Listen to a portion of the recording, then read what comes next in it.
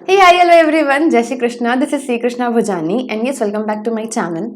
In this video, मैं आप लोगों के साथ IBS के लिए 1.5 डेज में इसको कैसे प्रिपेयर करेंगे स्मार्टली वो मैं बताऊंगी. आप लोगों का आई होप कि IDT का पेपर अच्छा गया होगा. ठीक है, अब आपको लास्ट पेपर के लिए प्रॉपरली स्मार्टली प्रिपेयर करना है. ठीक है, अभी ये ऐसा सब्जेक्ट है ना कि इसमें कैसे मैम हम प्रिपेयर करें.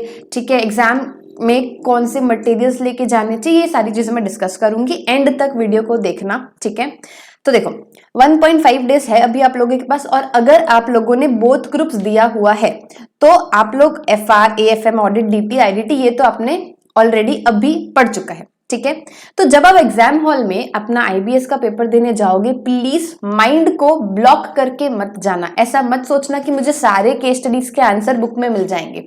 ठीक है, तुरंत ऐसे नहीं होता.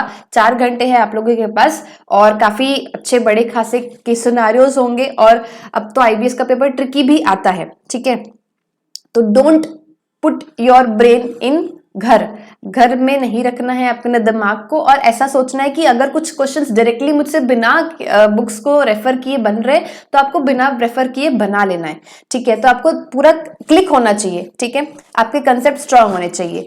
उसके बाद मटेरियल क्या क्या लेकर जाना है. सर ICAI मटेरियल जो है वो आप लेकर जाना. ठीक है, देखो कुछ चीज कम लेकर जाओ. अगर वहां पे जाके ऐसा लगेगा अरे शिट यार वो मैं लेकर आता तो हो सकता है कि ये चीज मुझे वहां पे मिल जाती, उस बुक पर मिल जाती. तो ICAI के स्टडी मटेरियल्स लेकर चले जाना. फैकल्टी के नोट्स जिस भी फैकल्टी से आपने पढ़ा है, बिकॉज आप उससे ज्यादा फेमिलियर हो, है ना, और उनकी क्वेश्चन बैंक. तो आप ICAI का स्टडी मटेरियल में इसलिए रेफर कर रही हूं अब बिकॉज कई सारे जो लैंग्वेजेस है और कई सारी चीजें आपको उसमें से ICAI मटेरियल से मिल जाएगी. ठीक है, जैसे FR के कुछ इंडेस हो गए, उसकी जो प्रॉपर लैंग्वेज है जिसमें आपको मतलब क्या बोलना चाहिए आंसर लिखना है, तो वो आपको आपके स्टडी मैट में मिलेगा. तो आप क्या कर सकते हो अभी 1.5 डेज में अपने स्टडी मटेरियल. ठीक है, आप जैसे FR का स्टडी मटेरियल उठाए, वैसे तो आपने पढ़ चुका है. आपको क्या करना है, आपको हर इंडेस कौन से वॉल्यूम में कौन सा इंडेस है, ठीक है, और उसका इंडेक्स आप क्या करोगे प्रॉपरली गो थ्रू कर लोगे. कुछ मार्किंग्स करनी है, ठीक है, कुछ ऐसे उसमें स्टिकी नोट्स लगाने हैं, वो सब आप क्या कर सकते हो प्रिपेयर कर सकते हो. स्टडी मटेरियल में इतना गो थ्रू बस कर रहे हैं, आप लेकर चले जाओ. हो सकता है कि आपको स्टडी मेट रेफर करने की शायद नीड ही ना पड़े. आपके पास जो फैकल्टी के नोट्स जिससे ही आपने काफी सारा रिविजन किया हुआ है, तो आप वो फैकल्टी की नोट से ही केस सिनेरियोस जो है वो उसकी हेल्प लेकर कर सकते फैकल्टी की नोट से. तो फैकल्टी की नोट्स भी क्यों ना हो, फैकल्टी के नोट्स का भी आप लोग प्रॉपर इंडेक्स लेकर जाओगे. ठीक है, आप लोगों को वहां पर सेट अच्छे से करना है. मतलब पहले एक बेंच एक्स्ट्रा लग जाए बुक्स रखने के लिए चलेगा. आपको क्या करना है सर, प्रॉपरली जमा के रखना है कि स्टडी मटेरियल में आपको ढूंढना नहीं पड़े कि इसका इंडेक्स किधर है, ये कौन सा सब्जेक्ट है, इसका किधर है. ये सब आप उधर हैफेजार्ड वे में मत करना. वो चीज आप यहां से प्रिपेयर करके जाना. इंडेक्स ऐसे ऊपर दिखना चाहिए कि ये लॉ का इंडेक्स है. ठीक है, लॉ के इंडेक्स में भी आपको ढूंढना ना पड़े. इंडेक्स आप अच्छे से प्रिपेयर करके जाइए, कौन सा चैप्टर किसमें है ना, और कौन सा टॉपिक आपको वहां पर एकदम क्लिक होना चाहिए कि हाँ ये टॉपिक तो मैंने इस इंडेक्स में यहां पर था, तो मैं तुरंत उधर उस पेज नंबर में जाके ये आंसर ढूंढता हूं. ठीक है, ऐसा करना है. अच्छा, ये तो 5 सब्जेक्ट आपके ऑलरेडी प्रिपेयर्ड है. कॉस्ट और लॉ ये 2 सब्जेक्ट है जो भी न्यू स्कीम वाले हैं. ठीक है, उनको सिर्फ SPOM का एग्जाम देना था कॉस्ट और लॉ का. बाकी इन डेप्थ नॉलेज तो उतनी ज्यादा नहीं है ना. फॉर्मूला शीट अगर होगी आप लोगों के पास कॉस्ट की तो प्लीज वो आपके साथ रखिएगा. और ICAI का स्टडी मटेरियल इसका इंडेक्स गो थ्रू कर लीजिएगा. इसके कुछ अगर मान लो जो थोड़े बहुत टॉपिक्स है इंपॉर्टेंट, उसका आप लोग एक बार रिवीजन वीडियो देख लीजिएगा ताकि वहां पर आपको क्लिक हो जाए, है ना. और लॉ का भी ICAI का स्टडी मटेरियल और हो सकता है तो समरी नोट्स, क्योंकि मैं अपने टाइम पर IBS का जब मैंने पेपर दिया था तो मैंने 50 पेजेस के लॉ के AIR1 इंस्टीट्यूट जो टेलीग्राम चैनल है ना, उस पे से मैंने क्या किए थे, लॉ के समरी नोट्स निकाल लिए थे. ठीक है, 50 पेज के. अगर वो आप लोग बोलोगे तो मैं आप लोगों के साथ मेरे टेलीग्राम चैनल पर भी शेयर कर दूंगी, लिंक आपको डिस्क्रिप्शन में मिल जाएगा. ठीक है, इंडेक्स मैंने बताया अटैच प्रॉपरली होना चाहिए, प्रॉपर मार्किंग्स होनी चाहिए. और जो एक स्टडी ऑल केस स्टडीज की जो कंपाइलर आती है AIR1 इंस्टीट्यूट ने जो लॉन्च की, और काफी सारे टीचर्स ने भी जो बुक है ऑल केस स्टडीज की वो आपके पास होगी तो प्लीज वो भी लेकर आप जाइएगा। देखो ऐसा जरूरी नहीं है, बहुत मिनिमल चांसेस है कि पूरी की पूरी केस स्टडी रिपीट कर जाए, ठीक है, बट आप अपने पास उसको रख लेना। अच्छा, अब अपन बात करते हैं कि जो आपके 4 आवर्स है उसको आपको कैसे मैनेज करना है, जो आपको 15 मिनट्स मिलेंगे उसमें आपको किस तरीके से मूव करना है, ठीक है। So out of 5 you have to solve 4 questions, ठीक है।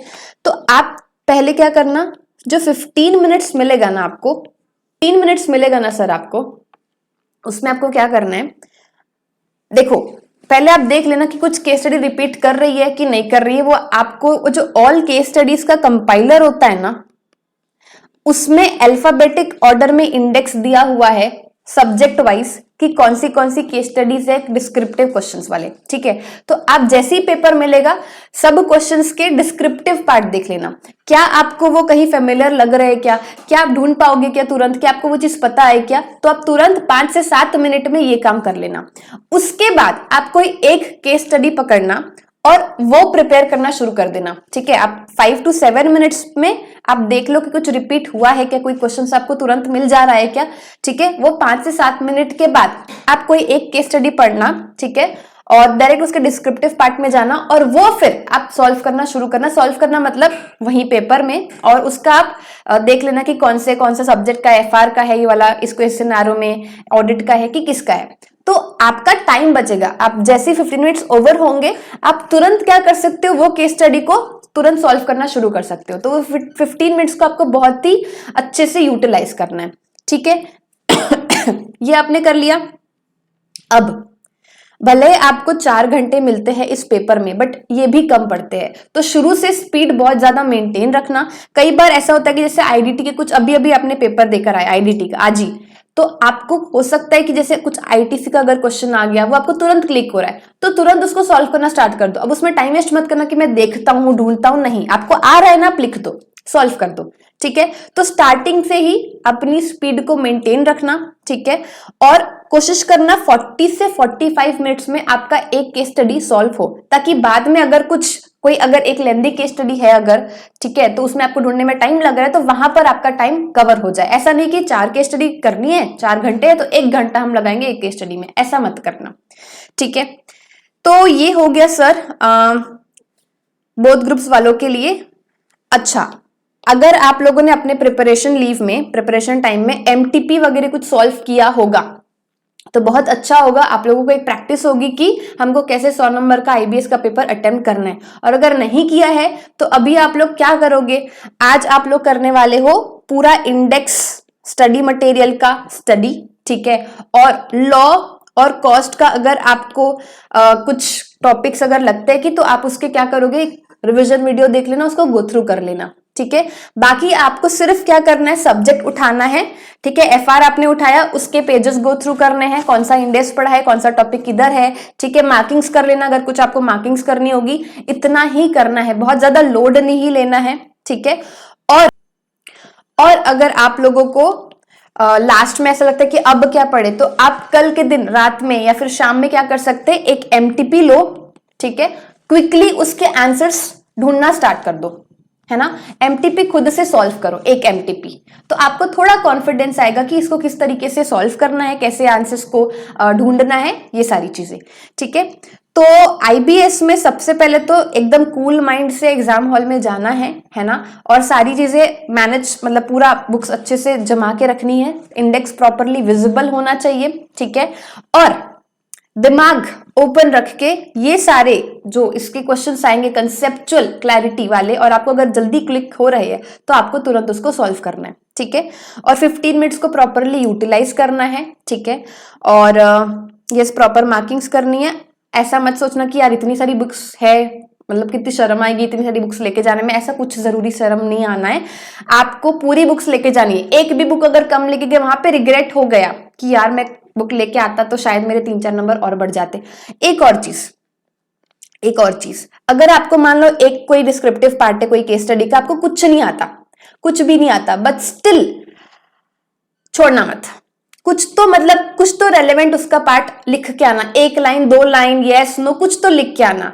लकीली अगर मान लो उसको 0.51 नंबर आपको मिल गया तो ठीक है, तो इसीलिए स्पीड मेंटेन रखोगे, तो कुछ छूटेगा नहीं। और आपको अगर किसी क्वेश्चन में कुछ भी नहीं आता, सो प्लीज राइट समथिंग, कुछ तो भी लिख कर आओ, ठीक है। सो ये था बोथ ग्रुप्स वालों के लिए जिनका कल परसों IBS का पेपर है। तो आप लोग अच्छे से प्रॉपरली स्मार्टली इसको पढ़ना स्टार्ट कर दो, ठीक है, जिस भी तरीके से मैंने बताया है। और इंडेक्स प्रॉपर बना लो, ये सारी चीजें करनी। कोई भी और अगर डाउट हो IBS से related, do join my Telegram channel, ask there, I will answer there, ठीक है। So yes, all the best. Okay, कुछ भी डाउट हो आप लोग मुझसे पूछ सकते हो टेलीग्राम में या फिर कमेंट सेक्शन में, ठीक है।